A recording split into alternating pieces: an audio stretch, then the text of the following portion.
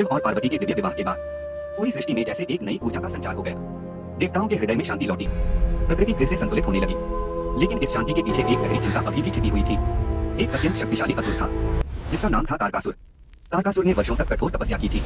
उसकी तपस्या इतनी कठिन थी कि स्वयं ब्रह्मा जी भी प्रसन्न हो गए। जब ब्रह्मा जी उसके सामने प्रकट हुए तो तारकासुर ने एक ऐसा वरदान मांगा जो उसे लगभग अजय बना दे। उसने कहा, प्रभु, मेरा वध केवल शिव के पुत्र के हाथों ही हो सके। ब्रह्मा जी जानते थे कि यह वरदान कितना प्रभाव डाल सकता है, लेकिन नियमों के अनुसार उन्हें उसका वरदान देना ही पड़ा। यही वरदान आगे चलकर देवताओं के लिए सबसे बड़ा संकट बन गया, क्योंकि उस समय भगवान शिव गहरे वैराग्य और ध्यान में लीन रहते थे और सती के वियोग के बाद उन्होंने संसार से लगभग अपना संबंध तोड़ लिया था। ऐसी स्थिति में शिव का विवाह और संतान होना लगभग असंभव प्रतीत हो रहा था। तारकासुर ने इसी बात का लाभ उठाया और धीरे धीरे उसका अहंकार बढ़ता गया। उसने तीनों लोगों, स्वर्ग, पृथ्वी और पाताल पर अपना आतंक फैलाना शुरू कर दिया। देवताओं को पराजित किया गया, ऋषियों की तपस्या भंग की गई और सामान्य जीव भय और पीड़ा में जीने लगे। चारों ओर केवल अंधकार, भय और अन्याय का साम्राज्य फैल गया। तब सभी देवता अत्यंत व्याकुल होकर एक साथ एकत्रित हुए। ब्रह्मा जी के पास गए और उनसे समाधान मांगा। तब ब्रह्मा जी ने उन्हें स्मरण कराया कि तारकासुर का वध केवल शिव के पुत्र द्वारा ही संभव है। यही एकमात्र मार्ग था। तब सभी देवता भगवान शिव और माता पार्वती के पास पहुंचे।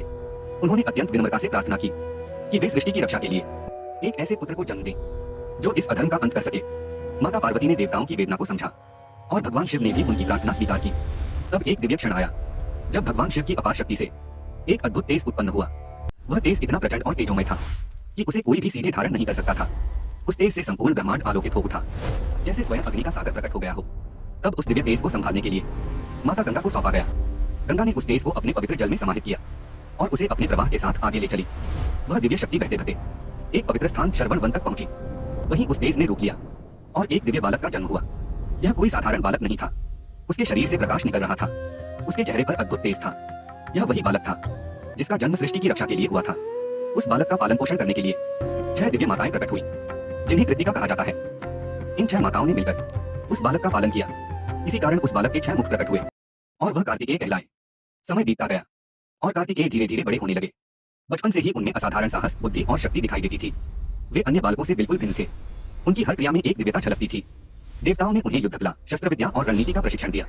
उन्होंने हर विद्या को अत्यंत शीघ्रता से सीख लिया और कुछ ही समय में वे एक अद्वितीय योद्धा बन गए। जब समय पूर्ण रूप से अनुकूल हुआ तब सभी देवताओं ने एक सभा का आयोजन किया। उस सभा में यह निर्णय लिया गया कि अब कार्तिकेय को देवताओं की सेना का नेतृत्व सौंपा जाए। तब पूरे विधि विधान के साथ कार्तिकेय को देवसेना का सेनापति घोषित किया गया। उनके मस्तक पर तेज चमक रहा था, आंखों में दृढ़ निश्चय था और हृदय में केवल एक ही संकल्प, अधर्म का अंत। अब पूरा ब्रह्मांड आने वाले उस महायुद्ध की प्रतीक्षा कर रहा था। एक ओर था तारकासुर का अहंकार और अंधकार और दूसरी ओर कार्तिकेय का तेज और धर्म। युद्ध निश्चित था, लेकिन क्या यह युद्ध इतना सरल होगा?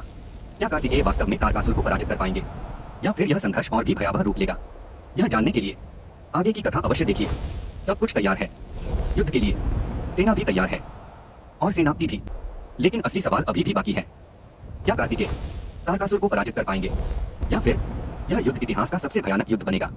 जानने के लिए अगला भाग जरूर देखें और लाइक एंड सब्सक्राइब कीजिए। हर हर महादेव।